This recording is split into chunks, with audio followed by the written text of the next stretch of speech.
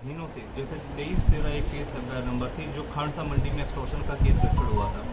उसमें इसको अरेस्ट करा गया था। उसके बाद जब से ये बेल पे आई है, निरंतर इस तरीके की घटनाक्रमों में संलिप्त है। तो इन्होंने सुनियोजित तरीके से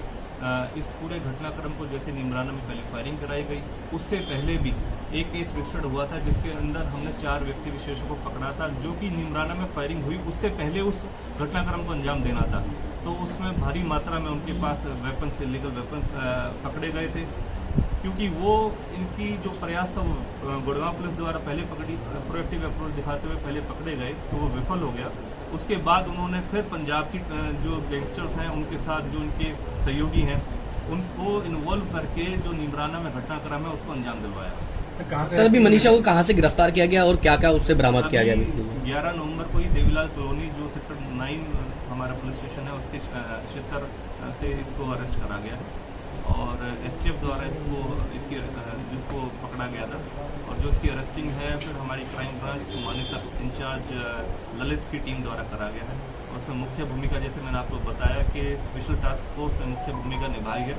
और आमतौर पर जो हमारे निरंतर हमारे संपर्क सूत्र हैं, जैसे कि राजस्थान में भी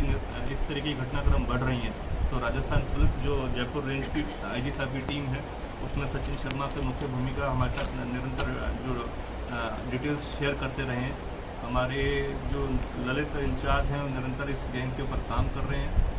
हमारे कमिश्नर पुलिस की लीडरशिप में, दिशा निर्देश में, हमारे जो डीसीपी क्राइम सर हैं मोहित हांडा, उनकी दिशा निर्देश में ये काम अमल में लाए जा रहे हैं। और खासकर हमारे ACP crime second Manoj sir हैं, उनकी देखरेख में सारे काम हो रहे हैं। तो निरंतर ये प्रयास है कि जितने भी इनके हेंचमैन हैं, इनके सिंडिकेट के से जुड़े हुए एसोसिएट्स हैं, जो इनके साथ दूसरे गैंग्स इन्वॉल्व हैं, उन सभी पर हम अंकुश लगाएं और उन सभी की पहचान करते हुए उनको पकड़ने में सफलता पाएं। सर, कहाँ रह के ऑपरेट करते हैं अलग अलग जगह पर? काफ़ी समय से, तो ये क्योंकि जब ये बेल आउट हुई थी जो खानसा मंडी के भाई वाले मैटर से, तो उसके बाद ये काफ़ी समय से गुड़गांव में रह के इस तरीके से, क्योंकि इसके ऊपर वो कोई ऐसा केस नहीं था जिसके ऊपर नज़र बनाए, तो उस दौरान ये यहाँ गुड़गांव में रह के इस तरह की घटनाक्रम को ये इस तरीके से कॉन्स्पिरेटर के तौर पर इसको ये सारी साजिश को बना रही थी। लेकिन मीनवाइल जब एक विजय काली नाम के व्यक्ति विशेष को पकड़ा गया, उससे जब पूछताछ करी गई तो उसने सारी चीज़ों को खुलासा करा कि किस तरीके से नीमराना का पूरा जो घटनाक्रम है उसको अंजाम देने के लिए इसने मुख्य भूमिका निभाई। तो उसमें जो मेन सस्पेक्ट्स जिन्होंने फायरिंग करी वो पंजाब से आए थे, और किस तरीके से वेपन्स उन तक पहुँचे और किस तरीके भारी मात्रा में वेपन्स और एम्यूनिशन उन तक पहुँचाया गया, कितने लोकल लॉजिस्टिक्स में जो सप्लायर्स थे या इस तरीके के अन्य शूटर्स जो निरंतर तौर पर बार बार इस तरीके की घटनाक्रम को अंजाम देने का प्रयास कर रहे थे। तो उन सभी को अगर एज ए होल देखा जाए तो पता चलता है कि मनीषा एक मुख्य धारा में जो कौशल गैंग को ऑपरेट करने की और रिवाइव करने की कोशिश कर रही है,